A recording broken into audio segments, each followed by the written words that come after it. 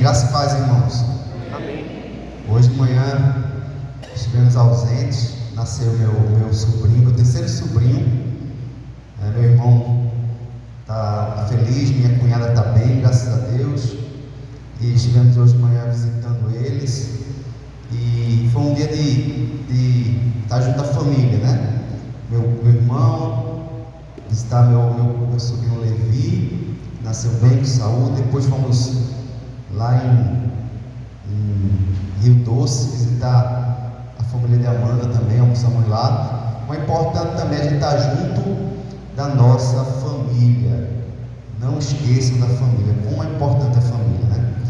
Irmãos, nós estamos em plena campanha não, mas não deixa de ser a campanha para elegermos diáconos.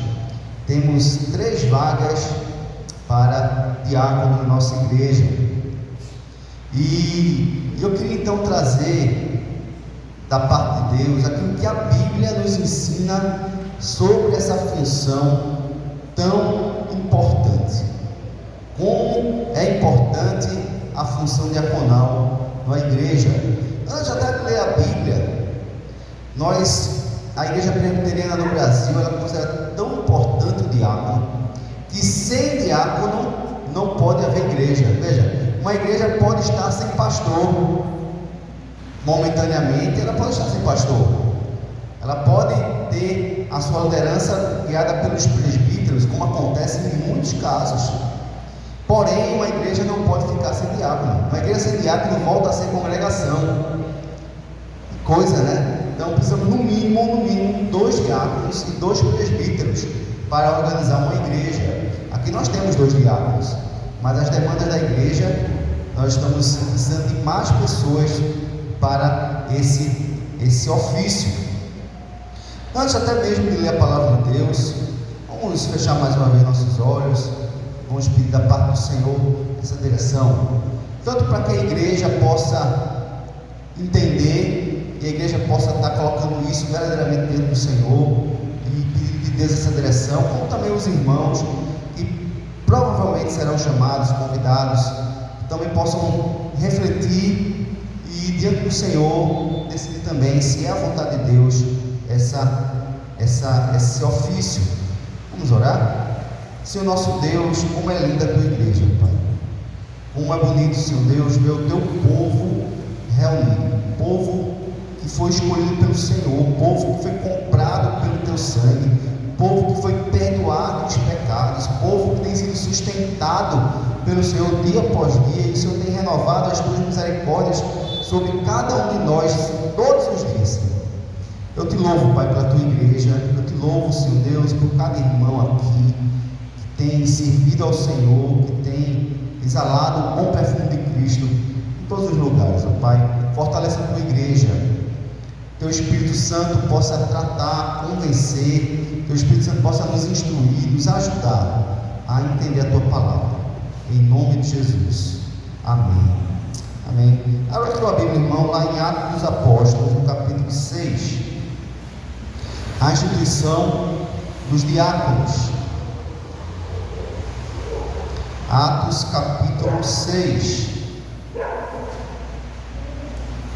Vamos ler do versículo 1 ao versículo 7.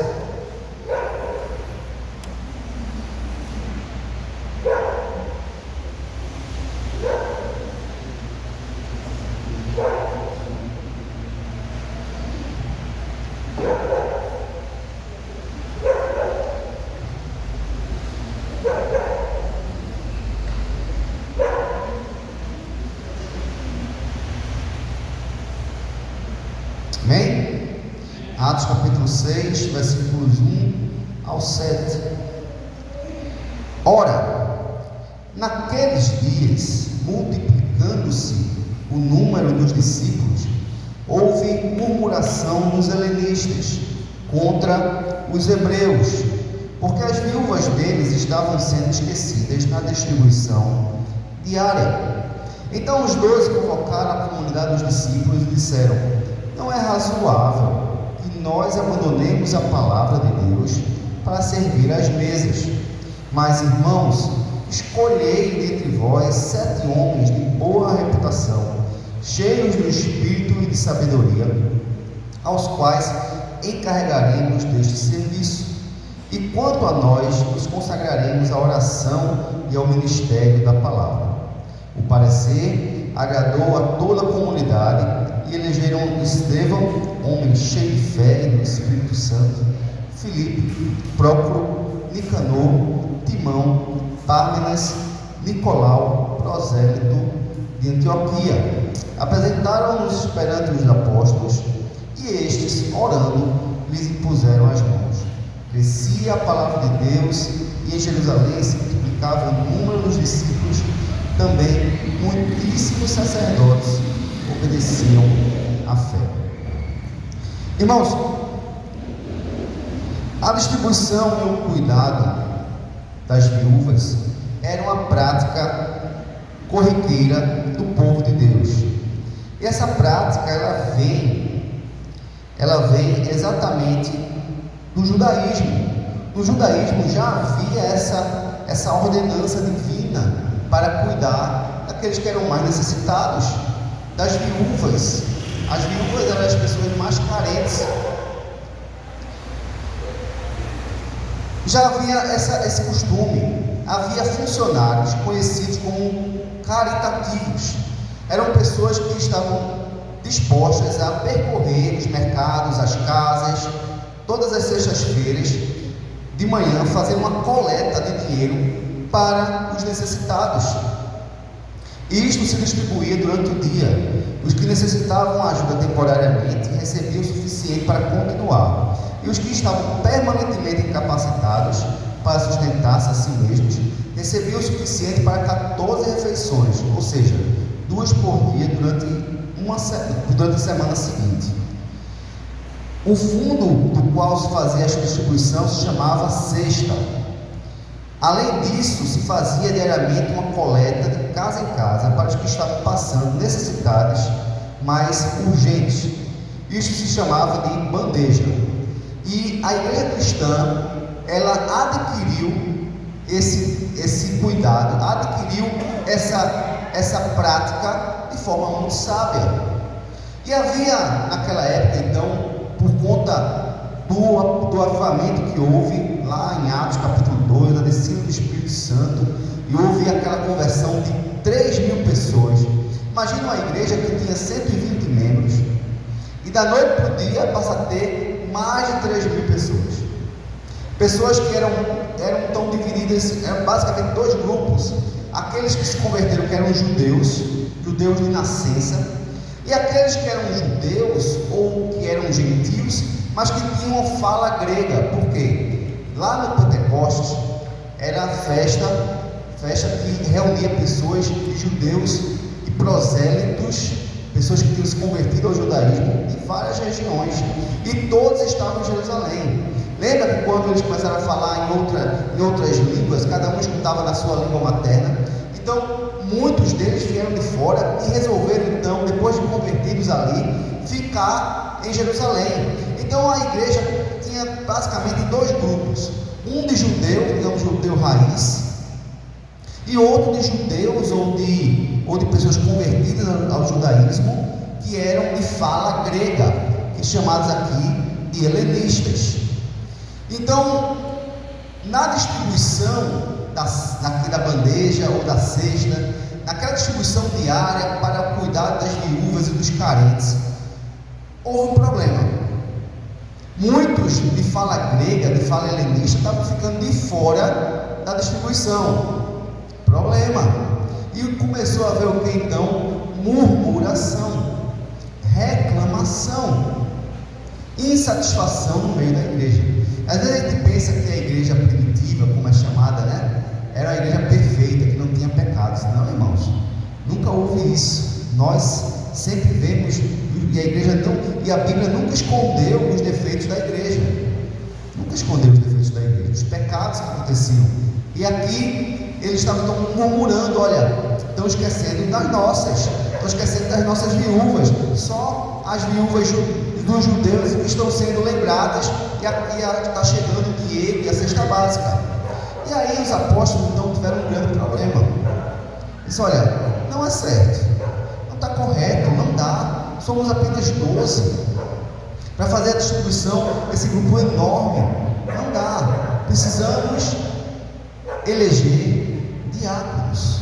Então eles chamam então uma congregação, ou seja, com certeza não eram os 3.000, 4.000 pessoas, não foi isso tudo, mas foi uma liderança tanto de fala grega como de fala judaica. E ali eles fizeram então uma proposta: olha, não é certo a gente deixar a palavra para servir as mesas. Não que servir as mesas seja algo ruim, porque o próprio Jesus Cristo, ele disse isso: eu não vim para ser servido, mas para servir e dar a vida em resgate de muitos. O próprio Senhor Jesus Cristo, ele lavou os pés dos discípulos como um diácono. A palavra de servo que Jesus fala, que ele veio para ser um servo, para servir, era para ser como um diácono, alguém que serve. Então os discípulos: não é justo que deixemos a palavra para servir as mesas. E deu uma sugestão: elejam. Veja, a igreja presbiteriana, ela elege a sua liderança. Por que nós elegemos nossa liderança? Porque a Bíblia nos instrui a eleger. Naquela época, irmãos, não havia ainda regras muito elaboradas e formadas. Então os apóstolos se reuniram e disseram: vamos fazer uma eleição, mas vamos colocar a igreja para decidir. A igreja tem condições de fazer isso, a igreja tem condições de saber quem eles querem para que se faça essa distribuição diária. Então eleição sempre fez parte da igreja. Até quando foi escolher o 12º apóstolo no lugar de Judas, eles escolheram entre dois, eles trouxeram dois, eles escolheram dentre aqueles que seguiam a Jesus, e daqueles que foram escolhidos foi tirada a sorte. Mas a igreja sempre escolheu. Então por isso que a igreja presbiteriana, ela elege democraticamente os seus oficiais, passando por pastores, presbíteros e diáconos. Então isso é bíblico. Então a gente percebe que a igreja está no caminho correto. O próprio Jesus, então, falando um pouquinho da palavra diácono ou diaconel, ele vem trazer aqui alguns textos em que ele fala sobre esse termo. Primeira coisa, o termo diácono muitas vezes se refere a servir à mesa. Por exemplo, quando Marta estava preparando a comida para servir à mesa a Jesus, a Lázaro e os apóstolos, o termo ali era diaconel, servir à mesa, termo de servir realmente. Mas não só isso. Em João 12:26, Jesus disse: se alguém me serve, diaconel, siga-me, e onde eu estou, ali também está o meu servo. Então, o servo, o diácono novamente. E se alguém me servir, o Pai o honrará. Sempre o termo diaconel. Novamente lá em Mateus 20:26, Jesus disse: quem quiser tornar-se grande entre vós, será esse o que vos sirva, diáconos. Em Mateus 23:11, ele disse que o maior dentre vós será o vosso servo, diáconos. Então, o termo diácono, irmãos, era para todo aquele que queria servir a Deus, todo aquele que queria seguir a Cristo. Então, toda a igreja, todo mundo que quer servir a Cristo, ele já é automaticamente um diácono. Então, você já é, se você serve a Cristo, um diácono. Ah, pastor, eu tenho muita coisa para fazer, não posso assumir esse cargo. Irmão, se você já serve a Deus, você já é um diácono.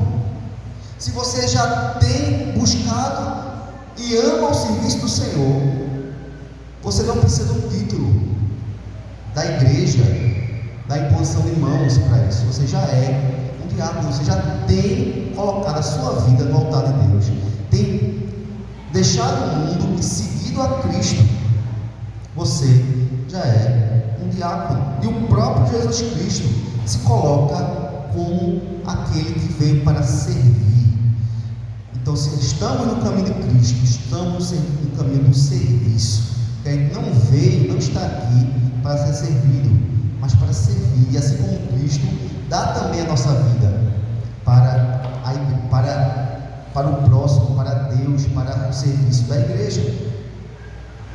Então, voltando especificamente para o nosso texto e de algumas características que o texto nos traz aqui, para que possamos eleger pessoas que vão estar voltadas para o serviço diaconal propriamente dito, como foram eleitos aqui. Foram eleitos 7 homens para o serviço diaconal. Então, quais são as características para que a gente possa formar uma junta diaconal? Então, uma junta diaconal, irmãos, a primeira coisa, ela é formada por homens que têm no seu coração a disposição de servir a Deus. Veja o versículo 1 do capítulo 6. Ora, naqueles dias, multiplicando-se o número de discípulos, houve murmuração dos helenistas contra os hebreus, que as viúvas deles estavam sendo esquecidas na distribuição diária. Então os 12 convocaram a comunidade dos discípulos e disseram: não é razoável que nós abandonemos a palavra de Deus para servir às mesas. Mas, irmãos, escolhei dentre vós 7 homens. Bem, irmãos, o número de discípulos estava sendo multiplicado. Glória a Deus. Era um problema bom. É o problema que toda igreja quer ter. É o problema que todo pastor quer ter, de o número de irmãos e a igreja crescendo. É demanda de trabalho. Isso é que todo pastor quer, isso é que toda igreja precisa querer crescer. E a igreja estava então crescendo, e estava havendo então uma murmuração dos helenistas contra os hebreus, porque as viúvas deles estavam sendo esquecidas na distribuição diária. A murmuração pode ser ruim, porque pode ser uma reclamação, podia haver aqui um início de cisma, de divisão. Se os apóstolos não tivessem tomado cuidado, aqui, como diz Augusto Nicodemo, poderia ter havido o primeiro cisma, primeira divisão da igreja, a igreja cristã hebreia e a igreja cristã helenista. Primeira divisão da igreja quase surge aqui. Isso pode ter acontecido, mas não tenho certeza. Pode ter havido também uma murmuração, porque pessoas preocupadas, aí sim, aí é um lado positivo. Quando pessoas preocupadas, pessoas que estão vendo o problema de mulheres carentes, necessitadas, que estavam sendo colocadas, esquecidas, e aí pessoas cristãs que amam a Deus, que enxergam o problema, antes até mesmo dos pastores, e aí preocupados, trazem a informação: pastor, está acontecendo isso e isso, está acontecendo aquilo e aquilo outro, pastor, olha, fulano está com problema. Então quando chega alguém para mim, por exemplo, pastor, isso aconteceu assim, não com desejo de falar mal, mas com desejo realmente de ajudar. A gente está com tal problema, pastor, a gente está precisando de mais pessoas no departamento infantil, porque o número de crianças está crescendo, glória a Deus. A gente está precisando de gente, então a gente está precisando daqui. Quando você começa a enxergar um problema na igreja, quando você começa a ver a necessidade de se levantar para ajudar, isso é Deus que move o seu coração. Quando você se levanta com desejo de fazer um serviço, de reformar, de ajeitar, de fazer um trabalho com os casais, de fazer um trabalho com os jovens, com os adolescentes, de melhorar isso, aquilo, de fazer. Quando você vê um problema e tem desejo de ir lá, trabalhar naquilo, de ajudar para que aquele problema seja sanado, melhorado, aquilo possa ser corrigido, é Deus que está movendo o coração de pessoas que são diáconos. Que querem servir a Deus, que não querem ficar apenas olhando e reclamando, porque tem muita gente assim também, que olha o problema, às vezes olha o problema com o objetivo de dividir a igreja mesmo, e começa a fazer um grupinho, ou então que olha o problema, mete o pau, mas não quer chega assim, olha, devia fazer isso, devia fazer aquilo, porque a igreja faz isso, a igreja faz aquilo, desse jeito não dá, mas nunca tem o desejo realmente de arregaçar as mangas e servir. Esse não é o diácono, mas aquele que identifica o problema e se coloca como alguém para servir, para abençoar a igreja. Esse é um diácono, é aquele que quer servir a mesa, que quer servir a obra de Deus. Quando então vieram para os apóstolos e eles perceberam isso, eles viram que realmente não dava para eles. É que é humildade, irmãos. A liderança, o conselho não consegue fazer tudo, não tem como, somos poucos, a seara é grande, muitas vezes a gente quer fazer a obra, mas não dá, temos limitações físicas, mas toda a igreja foi chamada para servir. Todo aquele que abandona a sua velha vida vem para servir e com os seus dons colocar ao serviço do reino, com um diaconel, um diácono, um servo de Cristo. E a igreja e o pastor e o conselho dá apoio, incentiva, orienta, mas tem hora que não dá para fazer. É aquilo que Deus colocou no teu coração, você traz para a liderança assim, sim, é verdade, vamos ajeitar isso aqui. E eles tomaram uma decisão muito sábia. Eles disseram, não é razoável que a gente deixe, a gente abandone a palavra de Deus para servir as mesas, sabe? E eu vejo isso na igreja aqui, uma consciência, uma maturidade muito impressionante, porque eu mesmo, eu não consigo o tempo todo, em todas as atividades da igreja, estar presente, né? A gente precisa trabalhar, precisa correr atrás, eu tenho minha profissão, família. Muitas vezes o sábado, a sexta, o sábado são os dias que eu separo para poder me debruçar mais profundamente no sermão. E aí, se eu deixo o sermão de fazer ali para uma atividade, eu estou deixando tempo de dedicação à preparação. Então, quando a igreja ela diz, não, pastor, fique, se prepare, deixe que a gente faz.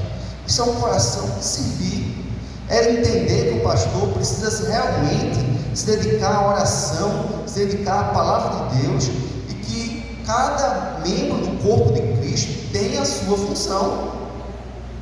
Tem a sua função. A igreja não é formada somente pela liderança, mas por cada membro, cada crente que um dia entregou-se a Jesus. Amém? Então, uma junta diaconal, irmãos, precisa ser formada por homens que amam servir a Cristo, que têm no coração o desejo de servir, que não conseguem ficar parados, que querem produzir para Jesus, que entendem que o que recebeu de Deus é tão maravilhoso que tudo que ele fizer ainda é pouco. Pessoas que querem gastar sua vida no serviço do reino. Amém, irmãos? Então, se você enxergar na pessoa que você está pensando em convidar esse desejo de servir a Jesus, então essa pessoa é um diácono. Segunda coisa, essa junta diaconal precisa ser formada por homens, repito mais uma vez, de boa reputação. Por que eu falei por homens 3 vezes? Porque os próprios apóstolos falaram assim: escolhei dentre vós 7 homens. Ponto final. Mulheres podem servir? Claro que podem, e servem. Mas você, para servir, você precisa de uma mão na sua cabeça lhe ordenando? Não. Quem te impulsiona para servir é a igreja ou é Cristo? Então, mulheres, você não precisa de ordenação para servir. Eu acho que esse tipo de serviço, que não é por ordenação, não é pelo cargo, eu acho o mais bonito que tem. Sabe? Na época que eu não era nem seminarista, na época que eu nem sonhava, que eu nem queria, quando vinham falar comigo eu ficava com raiva. Quando perguntavam se eu ia entrar no seminário, eu tinha raiva do que perguntava. E naquela época ali, o desejo era servir, sem nada em troca, sem ser a igreja que mandava. A gente, eu, Amanda e outras pessoas também da Igreja da Madalena, Agenor e outros mais, a gente reunia e fazia na Federal um intervalo bíblico. E não era a igreja que me mandava fazer, não tinha nada a ver com a igreja. Depois eu fiz na Federal, ali no CCB, quem é da área de saúde da Federal sabe, o CCB, o CCS. Depois eu corri para a odontologia e lá a gente fazia o intervalo bíblico de lá. A esposa de Pablo, que esteve aqui um dia desse, ela se converteu, Priscila se converteu no intervalo bíblico. Então veja, o serviço de Deus, o desejo de servir, ele não é porque a igreja manda ou porque você tem um título, uma ordenação. Então, quando as mulheres são diaconisas de forma natural, espontânea, porque amam a Jesus e querem fazer algo de Deus, isso é lindo, irmãos. E a função da mulher é ser auxiliadora idônea. E não despreza, Jesus nunca menosprezou as mulheres, pelo contrário, as mulheres serviam a Cristo com suas posses, com o seu apoio em todos os lugares. Onde Cristo ia, tinha um grupo de mulheres servindo a Ele, sem precisar ser apóstola, sem precisar ser presbítera, sem precisar ser diaconisa, nada. Não precisa, irmãos, não precisa disso. Mas os apóstolos disseram assim: para ser diácono, para servir as mesas de forma oficial, eu quero 7 homens. Amém? Amém? Amém. Que susto, não? Menino, chega a geler agora, né? Amém, irmãos. 7 homens. Mas pode ser qualquer homem? Não. De boa reputação. Escolhei entre vós 7 homens de boa reputação. Quem é um homem de boa reputação? Veja, abra por favor em 2 Timóteo. Desculpe, irmãos. 1 Timóteo, capítulo 3, versículos 8 a 10.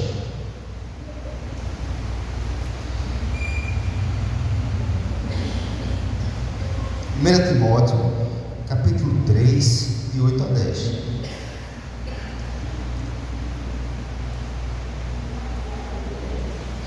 Nesse capítulo de Timóteo, ele está falando primeiramente dos presbíteros.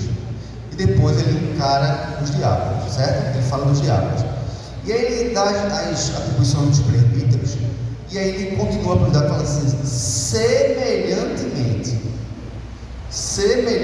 Então, do jeito que os presbíteros não podem ser avarentos, não podem ser dados ao vinho, tem que ser capaz de ensinar, e etc. Há um monte de atribuições para os presbíteros.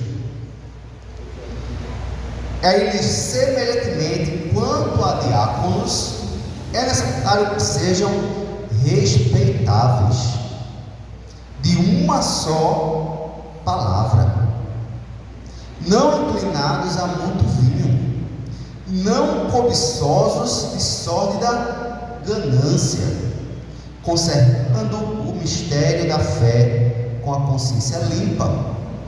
Também sejam estes primeiramente experimentados, e se mostrarem irrepreensíveis, exerçam o diaconato. Irmãos, homens de boa reputação são assim, pessoas respeitáveis, sabe, pessoas que não são de tirar gracinha com as irmãs, pessoas sérias, não é? Pessoas que não se inclinam para a bebida, que não amam o dinheiro. Veja, aqueles homens que estavam sendo eleitos lá, eles iam lidar com muito dinheiro. A arrecadação ia estar com os diáconos. Aquelas pessoas que tinham que ser eleitas não podiam ser pessoas que fossem gananciosas, cobiçosas, avarentas, porque quando isso acontece, é a fome e a vontade de comer, né? A pessoa já gosta de dinheiro e vai pegar o dinheiro da igreja, pronto, é problema. Então, não pode ser cobiçoso só da ganância, conservando o mistério da fé. Pessoas que entendem, que são crentes de verdade, que conhecem a fé, que conservam o mistério da fé, ou seja, que conhecem a palavra de Deus, de consciência limpa. que não vive uma vida dúbia, uma vida. Também sejam experimentados, pessoas experientes, e se mostrarem irrepreensíveis, que exerçam o diaconato. Irmãos, homens de boa reputação, que se apresentam diante de Deus aprovados, que não têm de que se envergonhar, que sabem usar a palavra de Deus. Amém? Segunda coisa, irmãos, se você for escolher alguém, essa pessoa tem que ser um homem de boa reputação, um crente, que a igreja conheça, um homem experimentado. Amém? Terceira coisa, essa junta diaconal precisa ser composta de homens cheios do Espírito Santo para poder testemunhar do Evangelho. Homens cheios do Espírito Santo para testemunhar do Evangelho. Ser cheio do Espírito Santo é porque em Atos dos Apóstolos, Atos 1:8, diz: recebereis poder ao descer sobre vós do Espírito Santo e sereis minhas testemunhas. Então tem que ser a pessoa que recebeu desse poder. Tem que ser um homem convertido, irmãos.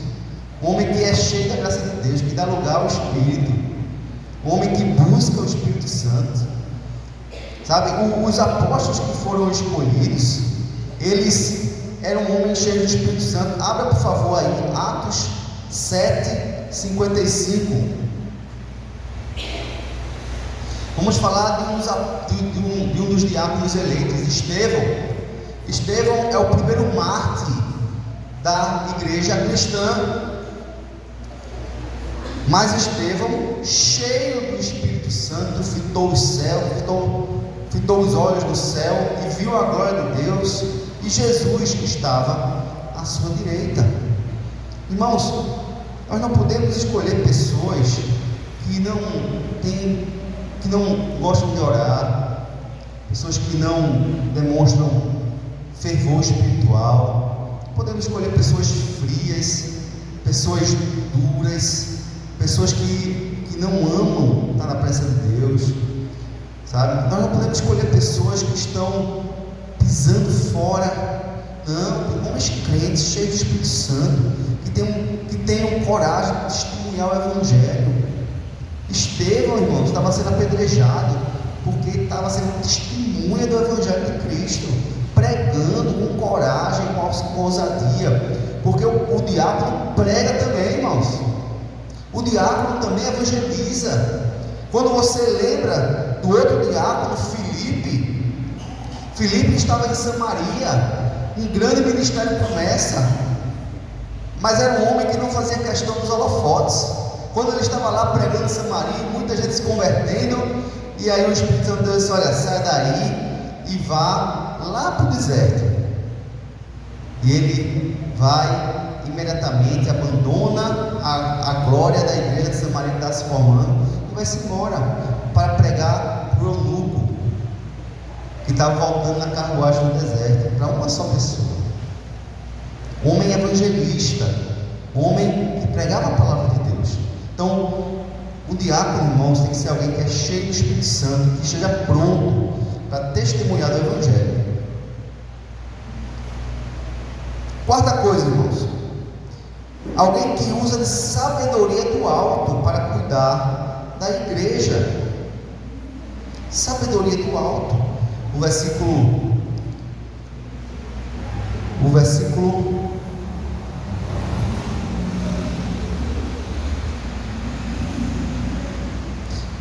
3, né?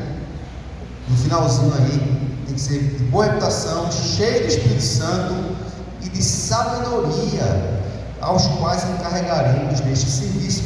Veja, como você vai escolher um diácono que não é um homem sábio, cheio de Deus?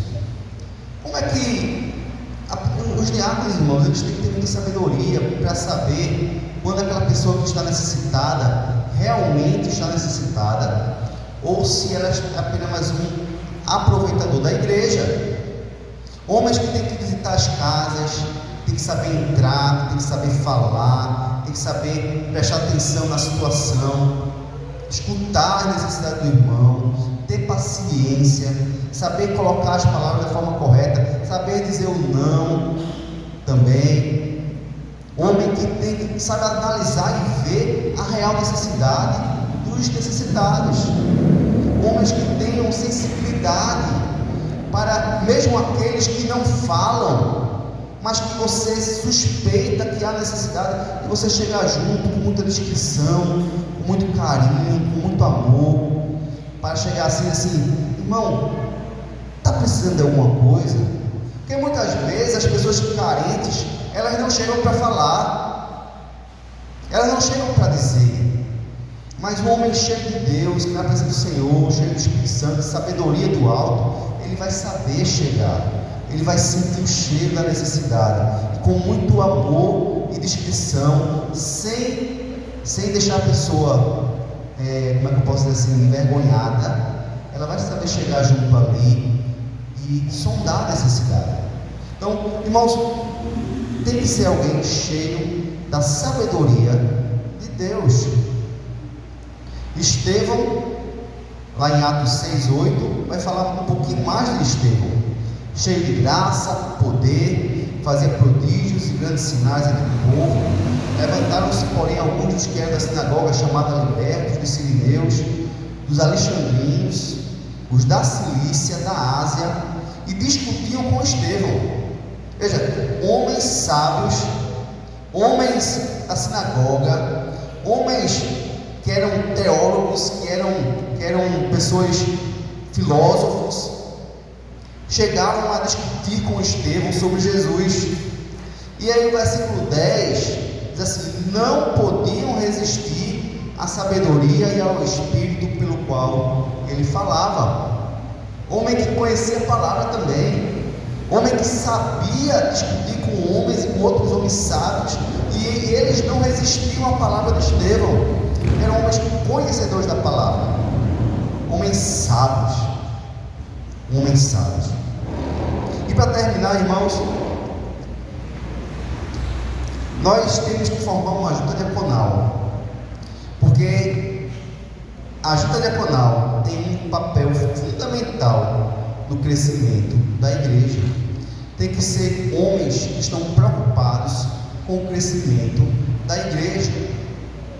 Versículo 7: crescia a palavra de Deus, e em Jerusalém se multiplicava o número dos discípulos, também muitíssimos sacerdotes obedeciam à fé. Veja que coisa, irmãos, a palavra crescia.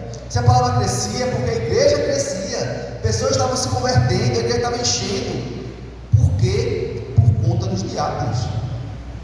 E 3 motivos pelo qual a igreja estava crescendo: porque os próprios diáconos, como a gente falou, eram pessoas evangelistas. Filipe em Samaria, Estevão, pessoas que pregavam o evangelho, não é? Pelo fato também deles tomando conta da igreja, dando conta dos serviços sociais, entrando nas casas, eles tinham muito mais oportunidade de evangelizar e de cuidar e dar testemunho de Cristo do que até os apóstolos. Veja, os apóstolos pregavam para as multidões, os diáconos iam nas casas. Os diáconos viam a necessidade de casa em casa, pregavam o evangelho ali, olha, no escondido. E aí é assim, irmão, nos lares, nos pequenos cultos, dando pequenos testemunhos, ajudando os carentes. O evangelho cresce, irmãos. Uma junta diaconal que está na casa do povo, visitando, ajudando, levando a cesta básica, consertando a casa que caiu, consertando o fogão que quebrou.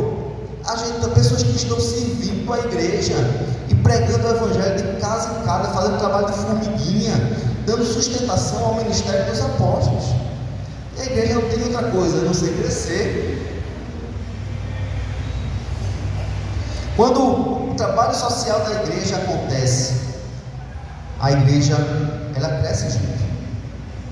Lá em 1 Tessalonicenses 1:2 diz assim: damos sempre graças a Deus por todos vós, mencionando-vos em nossas orações e sem cessar, recordando-nos diante do nosso Deus e Pai da operosidade da vossa fé, da abnegação do vosso amor e da firmeza da vossa esperança em nosso Senhor Jesus Cristo. Então, uma igreja, irmão, que tem uma fé operosa, que pratica, uma fé abnegada nas casas, cuidando do povo, isso daí faz milagres, muito mais do que um pastor pregando aqui de cima, pode ter certeza. Diáconos operosos, eles vão servir ao Senhor e a igreja vai crescer. Terceira coisa, que a igreja começou a crescer, porque os apóstolos agora não precisavam mais ir às mesas, servir, eles podiam se dedicar à oração, podiam se dedicar ao estudo da palavra, à pregação do Evangelho. Então eles tinham mais tempo para se preparar, a orar, a buscar a direção de Deus, pedir ao Espírito Santo que atuasse. E quarto,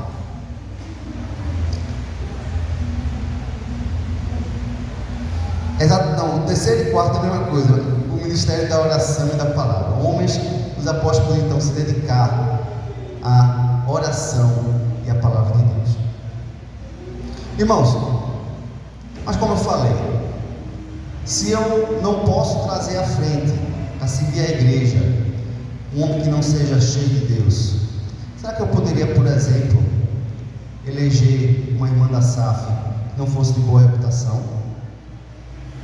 Será que eu poderia escolher uma equipe de recepção ali para a igreja que não fosse de pessoas de boa reputação, que não fossem pessoas cheias do Espírito Santo, que não fossem pessoas que amassem servir a Jesus?